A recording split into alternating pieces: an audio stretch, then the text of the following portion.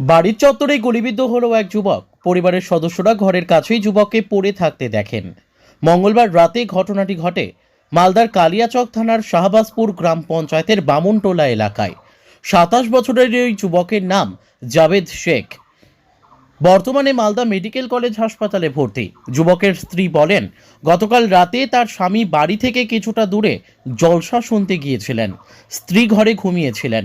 রাতে বাড়ি ফিরলেও ফের কখন ঘর থেকে বেরিয়ে যান তা তিনি টের পাননি।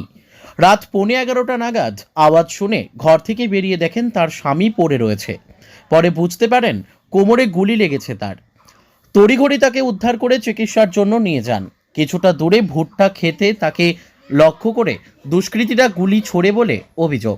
তবে কী কারণে এমনটা ঘটলো তা তারা বুঝতে পারছেন না বলে যুবকের পরিবারের সদস্যরা জানান। পুরো ঘটনার তদন্ত শুরু করেছে কালিয়াচক থানার পুলিশ। রাত্রে কি হয়েছিল, জালসা শুনতে গিয়েছিল। জালসা শুনে বাড়ি এলো, বাড়ি এসে আমি কি করে গেট খুললাম না, আমি আপনার ঘুমিয়ে গেছি, আমি শুয়ে গেছি। ফের শুয়ে যাওয়ার পর আমি বাইরে এসছে দিয়ে তখন এবার আমি একটা আওয়াজ হচ্ছে, শব্দ, মানে উই এসে পড়েছে। আমি ভাবছি কি ওই তো ঘুমাইনি, তো পেছা পড়তে গেছে দিয়ে তখন এবার ওর আওয়াজ পেয়ে আমি বাইরে বেরিয়েছি। তো আমার স্বামীকে আমি শুধু পড়ে থাকতে দেখেছি, আর আমি কিছু দেখিনি। তারপর কি এখানে আমি সারা শরীর লাড়ছি, কি কোথায় কি হয়েছে, কিছু এমনি অজ্ঞান টজ্ঞান হয়ে গেছে নাকি।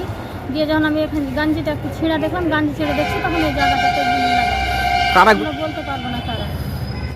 হলো কাকু যে আমার জামাই পেছাব করতে যাচ্ছিল মাকয়ের খেতে, মানে কিছুটা লোক গল্প করছিল দুজন। তো পেছাব করতে বসেছে, মানে ওর নজরটা পড়ে গেছে ওদের ওপরে। তখন বলেছে কে আছে রে, কে আছে রে। তখন ওরা পিছন থেকে গুলি কারণে জানালো স্যার, এটা আমি বলতে পারলাম না। না, আমার বাড়ি হচ্ছে আরেক জায়গা, আমার বাড়ি হচ্ছে মাঠের মধ্যে। হ্যাঁ, পুলিশ ছিল স্যার, পুলিশ আমাদের ওখান থেকে গিয়েছিল গোলাপগঞ্জ থানা থেকে। উনি সাঁতা থেকে এসে ভর্তি করে অনেকে, মানে আপনি ধরেন যে অনেকটার দিকে মনে হয় এখান থেকে পুলিশ গেছে।